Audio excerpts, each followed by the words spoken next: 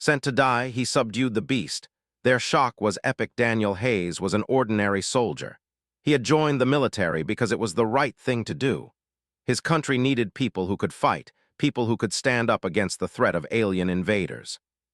But in truth, Daniel was just like many of the others, scared, unsure, and hoping to survive. The Earth had been under siege for years now. The alien forces, known as the Zorvans, were relentless. They attacked with overwhelming force, sending wave after wave of advanced technology to crush humanity's defenses. The once great cities of the world were now rubble, and the human population had been reduced to a fraction of what it once was. Daniel had been part of a group sent to a distant, uninhabited planet. The mission seemed simple: land, set up a small base, and gather information on the Zorvans' movements. It wasn't supposed to be dangerous. The planet was isolated, with no signs of intelligent life. At least, that's what the higher-ups thought. But there was something more to this mission that Daniel didn't know.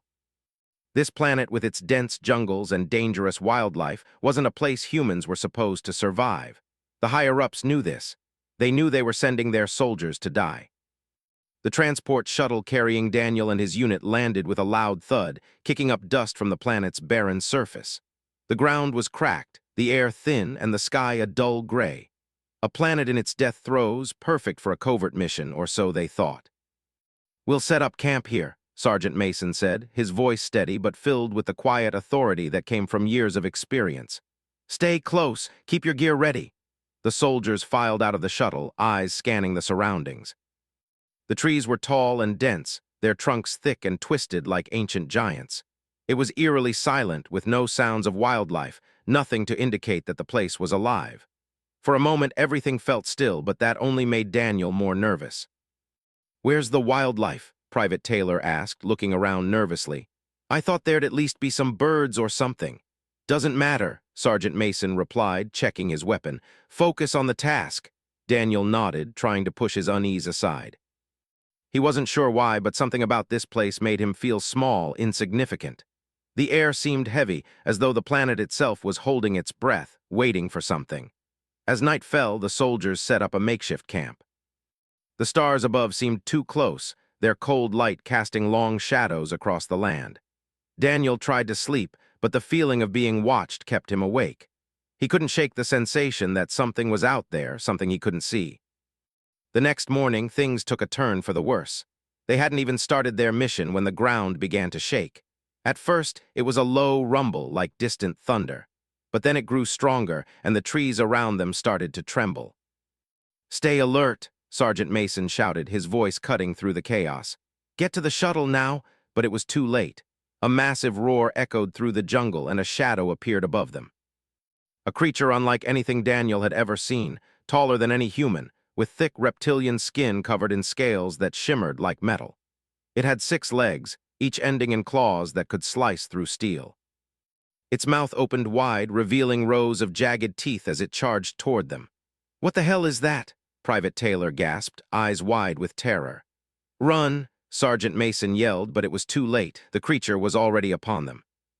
It moved with terrifying speed, its claws slashing through the air. One soldier was caught before he even had a chance to move, his screams cutting off as the creature's claws tore through his armor. Daniel felt his heart race as he sprinted, trying to find cover. But the creature was fast, too fast. It wasn't just an animal, it was a predator, one that had been hunting for far longer than humanity had ever imagined. The team scattered, running in different directions. Daniel didn't know where he was going, but he kept running, the sound of the creature's footsteps growing louder and louder. He heard the screams of his comrades behind him, but he couldn't stop. He couldn't look back. The jungle was thick, the trees twisting and turning in impossible ways. Daniel barely avoided crashing into them, his breath coming in ragged gasps. He didn't know how long he ran, but eventually he found himself at the edge of a steep cliff. The creature was still chasing him, its claws scraping against the ground as it came closer. Without thinking, Daniel jumped. He fell, his body slamming against the rocky surface of the cliff, scraping his skin. His arms and legs ached, but he pushed himself up, knowing that if he didn't move, the creature would find him. The ground below him was uneven, and his feet slipped as he tried to gain his balance. "Stay calm," he muttered to himself, though his heart was pounding in his chest. Behind him, the creature's roar echoed, a terrifying sound that seemed to shake the very earth beneath him. He looked up, just in time to see the creature leaping over the cliff's edge, its claws reaching for him. Without thinking, Daniel reached for the nearest weapon on the ground, an abandoned rifle left by one of his fallen comrades. He gripped it tightly, even though he had no idea how to use it. But when the creature's claws came down, Daniel didn't think. He fired. The gunshot echoed through the jungle, but the creature didn't stop. It lunged for him with a terrifying speed. Daniel had one chance, and he took it. He aimed for the creature's head and fired again. This time, the shot hit. The creature staggered back, its massive body crashing to the ground with a deafening thud. Daniel didn't stop to wonder how he had managed to survive. He only knew one thing. He had to keep moving because the worst was yet to come. Daniel had survived the first attack. But as he made his way deeper into the dense jungle, he realized that survival wasn't going to be as easy as he had hoped. The creature, whatever it was, wasn't the only danger lurking in this place. The jungle itself seemed alive, watching him, waiting for any sign of weakness. The trees were tall, their trunks thick and twisted like something from a nightmare. The air was heavy with the scent of damp earth and decay. There were no sounds of birds, no rustling of small creatures in the underbrush. Just the eerie silence that seemed to wrap around him, pressing in on all sides. Daniel stumbled through the undergrowth, his legs aching from the run and his body battered from the fall. He had no idea where he was heading. He only knew he couldn't stop, couldn't let himself rest. If the creature found him again, he wouldn't survive a second encounter. As he pushed forward, Daniel began to notice strange markings on the trees, deep scratches that seemed too large to be made by anything natural. It wasn't the claw marks of the creature he had seen, but they were something similar, something bigger. He tried to ignore it, focusing on the path ahead, but the feeling of being watched never left him. Hours passed, or maybe it was days. Time seemed to blur as Daniel moved through the jungle, his sense of time and space slowly slipping away. He had no food, no water, and his supplies had been lost in the chaos of the attack. His throat was dry, his stomach aching with hunger, but he couldn't afford to stop. Then as the sun began to set, casting long shadows across the jungle floor, Daniel saw it. A massive structure half hidden by the dense trees. It was unlike anything he had ever seen, an ancient ruin, its stone walls covered in moss and vines. The air around it seemed to shimmer, and for a moment, Daniel wasn't sure if what he was seeing was real or just a mirage brought on by exhaustion. He approached cautiously, his heart racing as he drew closer. The structure was enormous, built from dark stone that had been worn smooth by the passage of time. The doors were massive, their surfaces covered in intricate carvings that seemed to tell a story. But Daniel couldn't understand what it meant. He had no time to study the carvings, though. He was only interested in finding shelter. He pushed the door open, wincing as the heavy stone groaned on its hinges. Inside, the air was cool, a sharp contrast to the oppressive heat of the jungle. The room was vast, with high ceilings that disappeared into darkness. Strange symbols were carved into the walls, glowing faintly with a soft blue light. The floor was covered in dust and debris, but it was better than being outside. Daniel stepped further into the room, his eyes scanning for any sign of danger. He could hear the distant hum of the jungle outside, the occasional rustle of leaves, but nothing seemed to be moving inside the ruin. For a moment, he allowed himself to relax, his breathing slowing as he took in the strange, eerie atmosphere of the place. But just as he was about to sit down, something shifted in the darkness. A low growl echoed from the far side of the room, sending a chill down Daniel's spine. He spun around, his heart racing as his eyes adjusted to the dim light. There, emerging from the shadows, was the creature, the behemoth. It was massive, even larger than the one he had faced before. Its body was covered in thick scales, and its eyes gleamed with a cruel intelligence. Daniel's hand flew to his side where his rifle was still slung. But as he fumbled for the weapon, the behemoth moved, its massive legs thundering across the room. It was faster than anything that size had any right to be. In an instant, it was upon him. Daniel raised his rifle, but before he could fire, the creature lunged. It was all he could do to duck out of the way, the behemoth's claws missing him by inches. The ground shook as the creature slammed into the stone wall, its powerful limbs sending cracks through the ancient structure. Daniel scrambled to his feet, his mind racing. He had no plan, no idea how to defeat this beast, But one thing was certain, he couldn't outrun it. The creature was too fast, too strong. Think, Daniel, think.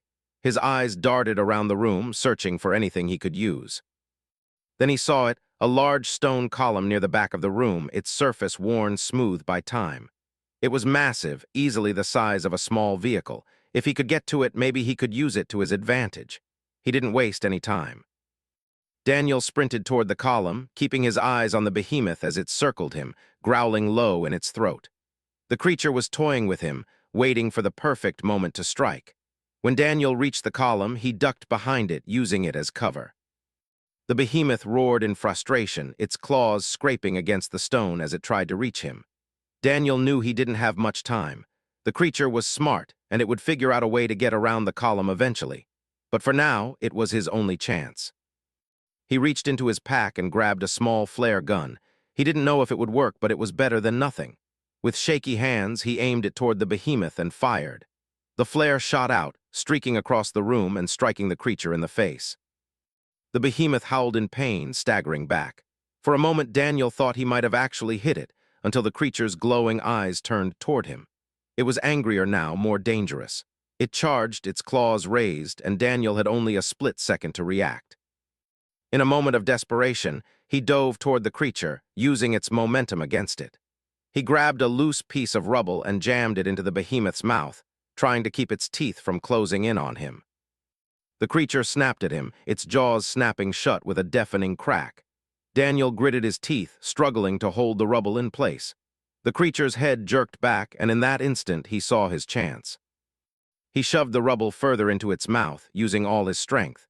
The behemoth recoiled, its massive body shaking as it stumbled back. It was dazed, disoriented, and for the first time Daniel felt a flicker of hope. He wasn't sure how much longer it would last, but for now he had the upper hand.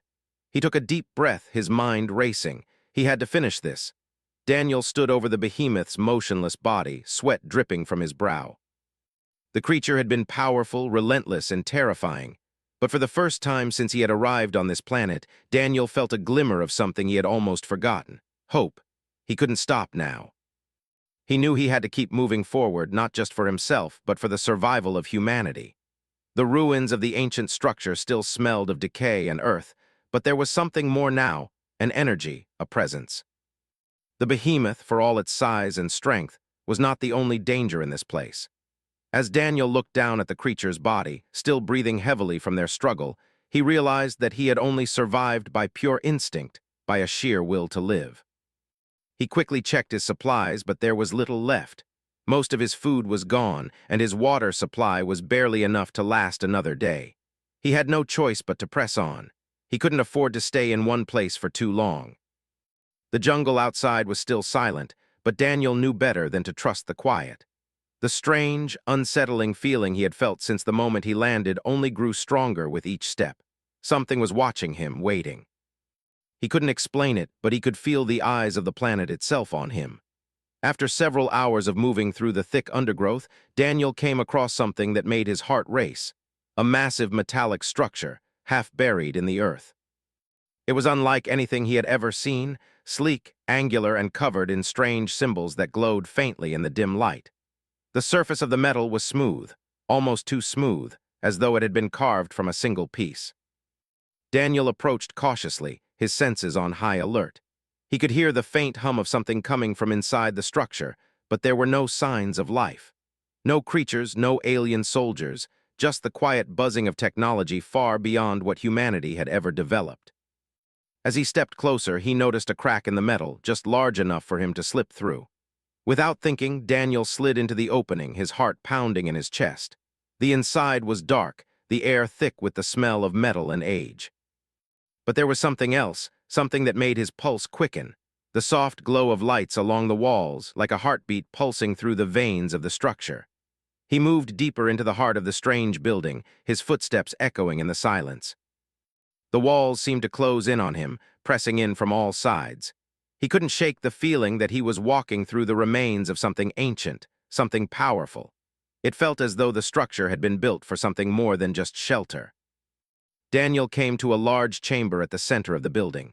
The room was vast, with walls that stretched far above him, their surfaces covered in intricate carvings. Some of the carvings seemed familiar, like the ones on the behemoth's body. But they were different now, more detailed, more precise. As he stepped into the center of the room, a deep rumble vibrated through the floor beneath him. He froze, his hand instinctively going to the weapon at his side, but the room remained still. The rumbling continued, growing louder, until a low voice echoed through the chamber, a voice that seemed to come from the very walls themselves. "Who dares enter the sanctum?" Daniel's heart skipped a beat. The voice was not human, but it was unmistakable. It was clear and commanding, but there was something familiar about it, something he couldn't place. I'm human," Daniel stammered, his voice barely a whisper. "I don't mean any harm." There was a long silence, and then the voice spoke again, this time with a tone that held both curiosity and warning. "Human, you have trespassed in the domain of the Ancient Ones. You do not belong here." Daniel's mind raced. He had heard legends about the ancient civilizations that once ruled the galaxy, about the species that had disappeared long before humanity had ever risen. But to find their ruins here on this planet was something he hadn't expected. "I didn't know," Daniel said, his voice steadier now. "I'm just trying to survive. I was sent here by my people. I have no intention of disrespecting anyone." The room seemed to grow colder, the lights dimming for a moment before flaring back to life. The voice spoke again, this time softer, more like a whisper. "Survive, you say. Perhaps that is what you do best, human, but your survival has consequences." Daniel wasn't sure what to make of the words. Was it a warning, a threat? He didn't know, but he couldn't afford to waste time here. He had to find a way off this planet. He had to get back to Earth to warn humanity. The stakes were too high. "What do you want from me?" Daniel asked, trying to steady his breathing. There was a pause, and then the voice answered, almost as if it were considering him, weighing his worth.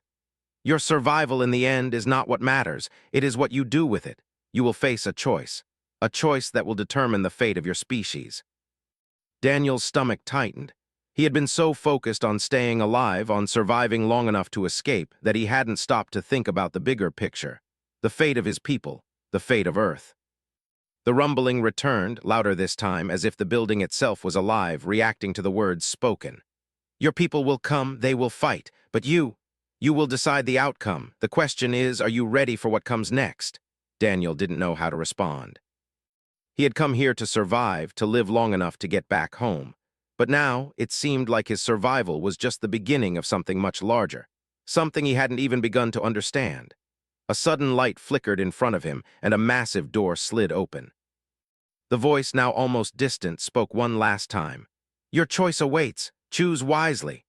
With those final words, the light in the room began to fade, leaving Daniel standing in the growing darkness, unsure of what to do next. For a moment he stood there, caught between fear and determination. He had come this far. He couldn't stop now. He had to find a way to make it back to Earth. But now he knew that simply surviving wasn't enough. He had to choose. Daniel stood at the threshold of the massive chamber, his heart pounding in his chest. The words spoken by the ancient voice still echoed in his mind. "You will face a choice that will determine the fate of your species." He didn't know what to make of it. What choice? What fate? He had come to this strange planet to survive, to warn humanity, and yet now he felt as though he was caught in a web much larger than anything he could understand. The glowing door slid open before him, its surface shimmering as though it were alive. On the other side was another chamber, but this one was different. The walls were smooth, almost metallic, and the air was charged with energy. Daniel stepped through the door, his boots echoing on the hard floor. The light was dim, and he could barely make out the outlines of strange, alien machinery scattered throughout the room. It felt like stepping into the heart of something ancient, something far beyond anything humanity had ever built. The door closed behind him with a soft hiss, and Daniel was left alone in the eerie silence. His breath was shallow, his hands trembling as he surveyed the room. He couldn't see anything that looked like an exit, no way out, no way to escape. He felt a wave of panic rise in his chest, but he fought it down. There had to be something here, some way to understand what was going on. As he moved deeper into the room, he noticed something strange, a large, cylindrical structure standing in the center. It was glowing faintly, its surface covered in more of the strange symbols he had seen earlier. The symbols seemed to shift and change as he moved closer, as though they were alive, reacting to his presence. He reached out, his fingers brushing against the smooth surface of the cylinder. As soon as he touched it, the air around him crackled with energy. A voice, deep and resonant, filled the room. "Human, you have come far, but you will face your greatest challenge now." Daniel's heart skipped a beat. It was the same voice from before, the ancient voice that seemed to speak from everywhere and nowhere at once. It was not a threat, but a statement, a fact. "What do you want from me?" Daniel asked, his voice steady despite the fear gnawing at him. "You seek to survive, you wish to return to your people," the voice said, "but survival is not enough. There is more at stake than your life. You will make a choice, and that choice will affect the fate of your species." Daniel's mind raced. He had no idea what this was all about. He had been sent to this planet to gather intelligence, to survive, to warn humanity. But now it seemed as though he was part of something far larger than any mission he had ever imagined. "What do you mean?" he asked, his voice barely more than a whisper. The room around him began to glow brighter, and the symbols on the walls shifted once again. The cylinder in front of him started to hum, a low, vibrating sound that seemed to shake the very air. "The Zorvans have come," the voice said. "They have come to conquer, to enslave, but they are not the true enemy. There is a greater power that threatens your world. The Zorvans are but pawns in a much larger game." Daniel's heart sank. He had heard rumors of the Zorvans, an alien race that had been ravaging planets across the galaxy. But now, hearing this, it became clear that their invasion was just a small piece of something far more terrifying. "What is this greater power?" Daniel asked, his voice hoarse. "And how does it affect Earth?" The cylinder began to glow more intensely, the energy building in the room. It felt like the walls were closing in on him, the pressure increasing with each passing second. "The true enemy is the one who controls the Zorvans. The one who manipulates them from the shadows," the voice said. "They are called the Rakath, an ancient species that once ruled the galaxy. They are coming, and they will destroy everything in their path. Only by making the right choice can you hope to stop them." Daniel's head was spinning. The Rakath, he had never heard of them before. They were a myth, a story told in hushed tones. But if what the voice was saying was true, the stakes were far higher than he could have ever imagined. "What do I have to do?" Daniel asked, his voice barely above a whisper. The voice was silent for a moment, and the room grew colder. Then it spoke again, its tone heavy with gravitas. "You will need to use the power that lies within the ruins of this place. The Rakath will not be stopped by conventional means. You must decide whether to use their technology, the power that once belonged to them. But be warned, it will change you. The path you choose will alter the course of your future and the future of your species." Daniel felt a chill run down his spine. The power of the Rakath? He didn't know if he was ready to wield such power. He had seen firsthand what these creatures were capable of. Could he trust himself with such power? Could humanity? "But I don't know how to use it," Daniel said, his voice shaking with uncertainty. "I don't even know what it is." "You will learn," the voice replied, its tone almost kind now. "In time you will understand, but first you must decide, do you want to save your people? Do you want to save your world?" Daniel stood in silence, the weight of the decision pressing down on him. The choice was his. He could take the power, use it to fight the Rakath, but at what cost? What would it do to him? To the world? The hum of the cylinder grew louder, and Daniel could feel the energy building around him. It was as if the entire room was alive, waiting for him to make a choice. He could feel the weight of the future resting on his shoulders. Everything he had known, everything he had fought for, was suddenly so much more complicated. It wasn't just about survival anymore. It was about saving humanity from an unimaginable threat. He closed his eyes, his mind racing as he considered all the options. He had come this far. He had survived the creature, the jungle, the endless unknowns. He wasn't about to give up now. "I'll do it," he said, his voice steady and filled with resolve. "I'll do whatever it takes to save my people." The energy in the room surged, and the cylinder in front of him began to open. Light flooded the chamber, blinding him for a moment. When the light finally dimmed, Daniel saw something that took his breath away. Inside the cylinder was a device, strange and beautiful, glowing with an energy he couldn't comprehend. It hummed with power, the kind of power that could change everything. But it was also dark, dangerous, and its potential for destruction was immense. Daniel reached out, his fingers trembling as he touched the device. A surge of energy coursed through him, filling every fiber of his being. For a moment he felt invincible, like he could do anything. But he also felt the weight of what was to come.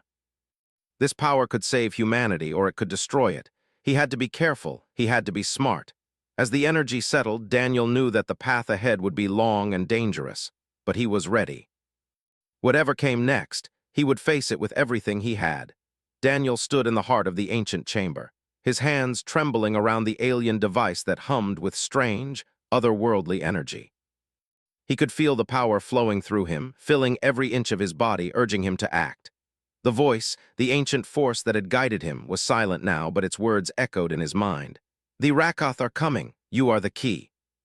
He didn't fully understand what that meant, but one thing was clear. The choice he had made was going to change everything. There was no going back now. The device in his hands wasn't just a weapon, it was a symbol of humanity's last hope. The power to fight the Rakath, to stand against the alien invaders, was now in his control. But it was more than just a tool, it was a responsibility. He could feel the weight of that responsibility pressing down on him with every passing second. As the device pulsed in his hands, the walls around him seemed to respond, vibrating with the energy he was channeling. He could feel the air growing thick with tension. Every decision from here on out would shape the future of his species. Could he truly wield this power without losing himself? Could humanity survive what was coming? With a deep breath, Daniel turned and walked toward the door. The sound of his footsteps echoed in the empty chamber, but he didn't feel alone. The choice had been made, and now he had to face the consequences. The path back to the surface seemed endless, the dark corridors stretching on before him.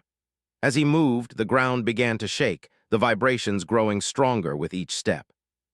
Something was happening, something he couldn't quite understand. It felt like the very planet was reacting to the energy he was carrying. When Daniel emerged into the jungle, the world outside was no longer silent. There was a new hum in the air, a sense of anticipation, as if everything was waiting for the inevitable clash. He could feel it in his bones. The Rakath were coming. He didn't know how much time he had left. The device in his hands had given him the power to fight back, but was it enough? The Rakath were ancient, and their forces were vast. How could one man, even with the power of their own technology, stand against them? As he moved through the jungle, the world seemed to warp around him, the trees swaying in a way that felt unnatural. The strange markings on the trunks were now glowing brighter, almost as if they were guiding him toward something. He didn't have time to question it. He just followed the path, knowing that whatever lay ahead would decide humanity's fate. Suddenly, the air changed. The hum of the jungle grew louder, and the ground beneath him began to tremble with increasing force. Daniel's heart raced as he looked around, trying to make sense of what was happening. And then he saw it. In the distance, a massive fleet appeared in the sky. The Zorvans had arrived. They were enormous ships, their dark, angular shapes casting long shadows across the land. There were dozens of them, each one larger than anything Daniel had ever seen. The Zorvans had come to finish what they had started. But this time they were not alone. Behind them, a second fleet appeared. The ships were unlike anything the Zorvans had ever used before, sleek, powerful, and covered in strange markings. These were the ships of the Rakath. The shock of seeing them, their true power, hit Daniel like a punch to the chest. He had heard the legends of the Rakath, but seeing them in person was something entirely different. These were not just conquerors. These were ancient beings, their technology far beyond anything humanity had ever dreamed. The weight of his mission settled heavily on his shoulders. He had to stop them. He had to use the device in his hands to change the course of the battle. But could he? Could one man, armed with the power of an ancient species, stand against these invaders? There was no time to waste. The Rakath were descending, their massive ships already beginning to deploy troops. Daniel's mind raced as he sprinted toward a nearby ridge, his heart pounding in his chest. He needed to get to higher ground to get a better view of the battlefield. From the top of the ridge, Daniel could see the full scope of the invasion. The Zorvans were landing in droves, their soldiers swarming across the jungle, preparing to launch an all-out assault. The Rakath were moving faster, their advanced technology making short work of the Zorvan defenses. It was chaos. The Zorvans had come to conquer, but the Rakath were here for something much worse. They were here to wipe out everything in their path. Daniel's grip on the device tightened. He had no more time to doubt himself. He had no more time to question whether humanity could survive. The future was in his hands now. Without another thought, he raised the device, pointing it toward the sky. As he did, a surge of energy shot from the device, rippling through the air like a shockwave. The force was immense, far greater than anything he had expected, and for a moment everything seemed to freeze. The ground trembled beneath him as the energy continued to spread. He could see the shockwave moving outward, spreading through the jungle, reaching the ships above. The first ship of the Rakoth shuddered, its hull cracking under the pressure. The massive craft began to tilt, its engines sputtering as the energy from the device reached it. Daniel watched in awe as the ship started to break apart, its pieces falling toward the ground below. The shockwave continued, rippling outward like a stone thrown into a pond. More ships began to shake, their shields flickering as they struggled to withstand the power. The Zorvans, caught in the chaos, began to retreat, their forces scattering in every direction. But the Rakoth were not so easily deterred. As the energy continued to spread, Daniel could see something else, something far darker. A figure appeared in the sky, surrounded by a dark, swirling energy. It was massive, more powerful than anything Daniel had ever imagined. The leader of the Rakoth. The creature floated down, its eyes glowing with an intense, otherworldly light. It was no longer a question of whether Daniel could survive. Now it was a question of whether he could defeat this being. The figure descended toward him, its presence filling the air with an oppressive force. Daniel raised the device again, but he knew this would be different. This would not be like anything he had faced before. The battle for humanity's future was about to begin. With every ounce of strength he had left, Daniel unleashed the full force of the device, sending a final wave of energy toward the Rakoth leader. For a moment there was silence. Then the explosion of energy was unlike anything he had ever experienced. The very air seemed to crack, the world around him shaking as if it were coming apart. When the light faded, the battlefield was changed. The Rakoth leader had vanished, their fleet crippled. The shockwave had torn through their forces, scattering them across the planet. Daniel stood there, panting, his heart racing. He had done it. He had stopped them, but the price had been high. The device was dim, its energy depleted, and Daniel was left standing alone in the quiet aftermath. The jungle was silent once more, the threat of the invaders gone. For now, humanity had won, but the cost of victory was not yet fully understood. Daniel's battle was over, but the war for the future had only just begun.